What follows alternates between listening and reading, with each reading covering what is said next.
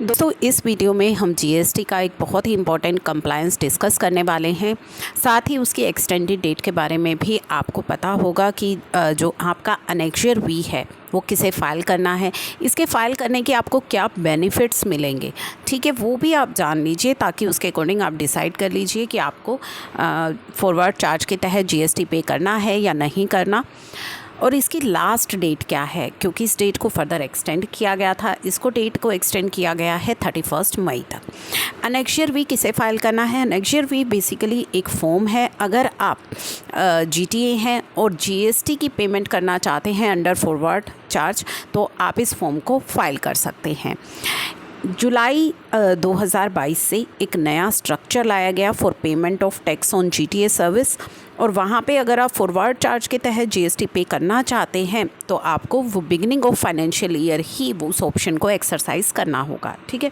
तो ये first time है, तो अभी इसके लिए आपको 31 मई तक का टाइम दिया गया है। जैसा कि बताया, अनेक्जर भी एक डिक्लेरेशन है जो आपको फ़ाइल करनी है। अगर आप इस ऑप्शन को एक्सरसाइज नहीं करते हैं तो आरसीएम के तहत आपका जो है टैक्स लायबिलिटी की पेमेंट होगी, रिसिपिएंट पे करेगा अंडर आरसीएम, जैसा कि आपका चल रहा है। अब जान लीजिए कि अनेक्जर वी आपको कहाँ पर मिलेगा। अनेक्जर वी आपको कहाँ पर मिलेगा ये जानने से पहले, अगर आपने एक बार ऑप्शन को सिलेक्ट कर लिया, ठीक है, अगर आपने अनेक्जर वी में जो है फॉरवर्ड चार्ज के तहत जीएसटी पे करने का ऑप्शन सेलेक्ट कर लिया, तो पूरे साल के लिए वो ऑप्शन एप्लीकेबल हो जाएगा, आप उसे बीच में विड्रॉ नहीं कर पाएंगे।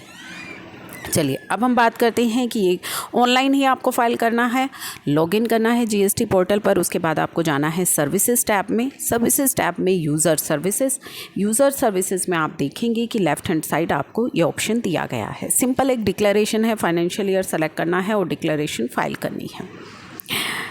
अब इसका क्या इम्पैक्ट होगा, इसका क्या मीनिंग रहेगा? GTA कैन ऑप्ट टू पे GST एट 5%। अब आपके पास दो ऑप्शंस है, या तो आप 5% का टैक्स पे कर दीजिए और ITC क्लेम मत कीजिए, या फिर 12% के रेट से टैक्स पे कीजिए और वहाँ आपको ITC मिल जाएगा, ठीक है। ये दो ऑप्शन आपको क्लियर होंगे। अब इसके बेनिफिट क्या हैं? अगर आप इस ऑप्शन को एक्सरसाइज करते हैं तो आपको क्या बेनिफिट होगा as a GTA can be in control of their compliance and ensure tax are paid on their supply. तो पूरा का पूरा जो कंप्लायंस होगा वो आपके कंट्रोल में होगा। अभी आपके कंट्रोल में नहीं रहता, रिसिपिएंट के कंट्रोल में रहता है, ठीक है। तो आपके कंट्रोल में रहेगा, आप अपने टैक्स टाइमली जमा करवा पाएंगे।